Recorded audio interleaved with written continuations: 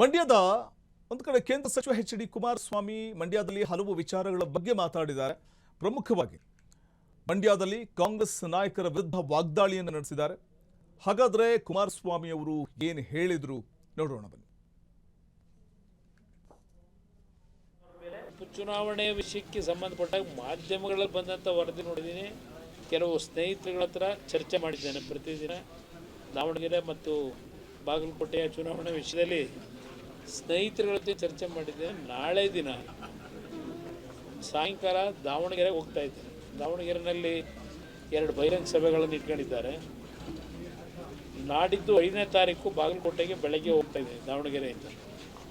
ನಾಡಿದ್ದು ಸಾಯಂಕಾಲದವರೆಗೆ ಒಂದು ದಿನ ಬಾಗಲಕೋಟೆ ಅಭ್ಯರ್ಥಿ ಪರವಾಗಿ ಚುನಾವಣೆಯಲ್ಲಿ ಭಾಗವಹಿಸ್ತಾ ಇದ್ದೇನೆ ಪ್ರಚಾರದಲ್ಲಿ.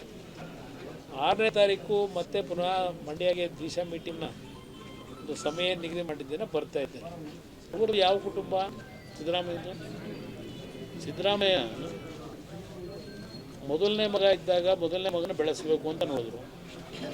ಅವರ ಅಕಾಲಿಕ ಮರಣದಿಂದ ಈಗ 2ನೇ ಮಗ ಡಾಕ್ಟರ್ ಆಗಿದ್ದವರು ಯಾತಕ್ಕೆ ರಾಜಕೀಯಕ್ಕೆ ಬಂದಿದ್ದಾರೆ? ಯಾತಕಲ್ಲಿ ಬೆಂಗಳೂರಲ್ಲಿ ಕೂತ್ಕೊಂಡು ಪ್ರತಿನಿತ್ಯ ವಸೂಲಿಗೆ ಇಟ್ಕೊಂಡಿದ್ದಾರೆ? ಅವರು ಯಾವ ಕುಟುಂಬ? ಸಿದ್ದರಾಮಯ್ಯನವ್ರದ್ದು.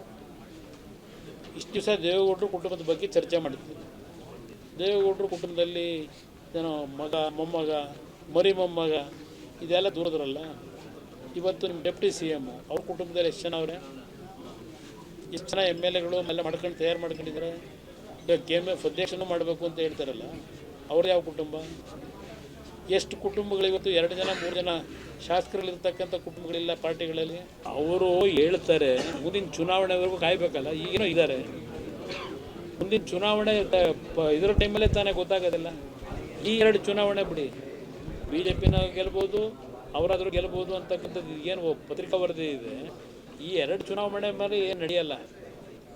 ಕ್ಷಣ ಕ್ಷಣದ ಸುದ್ದಿಗಳಿಗಾಗಿ ಫ್ರೀಡಂ ಟಿವಿ ಸಬ್ಸ್ಕ್ರೈಬ್ ಮಾಡಿ, ಲೈಕ್ ಮಾಡಿ ಹಾಗೂ ಫಾಲೋ ಮಾಡಿ. ಹೊಸ ಸುದ್ದಿಗಳ ನೋಟಿಫಿಕೇಶನ್ಗಾಗಿ ಬೆಲ್ ಐಕಾನ್ ಮೇಲೆ ಕ್ಲಿಕ್ ಮಾಡಿ.